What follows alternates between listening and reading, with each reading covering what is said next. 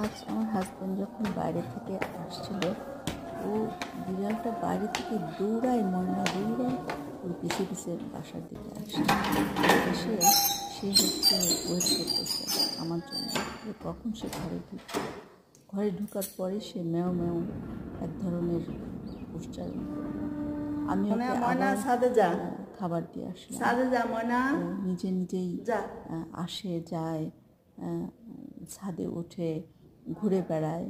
খিদা লাগলে ম্যাও ম্যাও করে আমার কাছে এসে দরজার পাশে এসে দাঁড়ায় থাকে। দরজার পাশে যতক্ষণ দরজা না খুলি ভেতর থেকে ততক্ষণ সে ম্যাও ম্যাও ডাকাডাকি করে। তো বিড়াল একটা অবুঝ প্রাণী, ওদেরকে আপনারা তাড়িয়ে দিয়েন না, ওদেরকে মারবেন না, লাঠি দিয়ে মারবেন না, লাথি মারবেন না।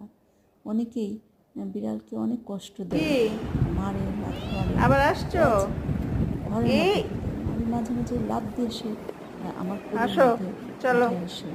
আমিও চলো যে তুই এভাবে খেতে দিচ্ছি, চলো থাক। ও ঠিকই কথা শুনে, ওকে যেতে বললে ও চলে যায়।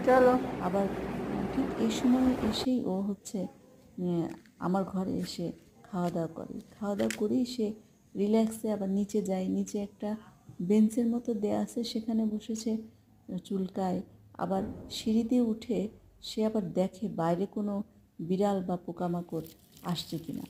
আমি যখন ছাদে যাই, গাছে পানি দিতে থাকি, আমার কিছু ফুল গাছ আছে, কিছু অন্যান্য গাছ আছে, সেখানে আমি প্রতিদিন নিয়ম করে ছাদে যাই।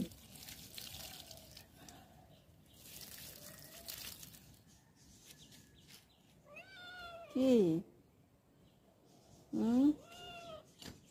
শরীরটা খারাপ?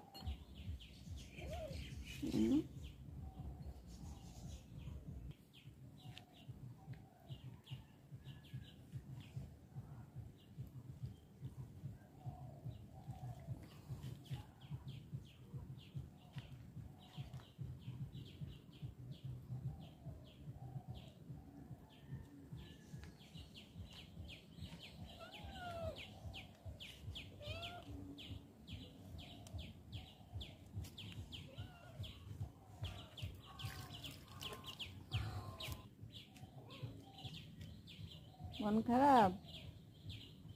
হ্যাঁ, মন খারাপ? যা মনা, তোর ঘরে যা, যা যা।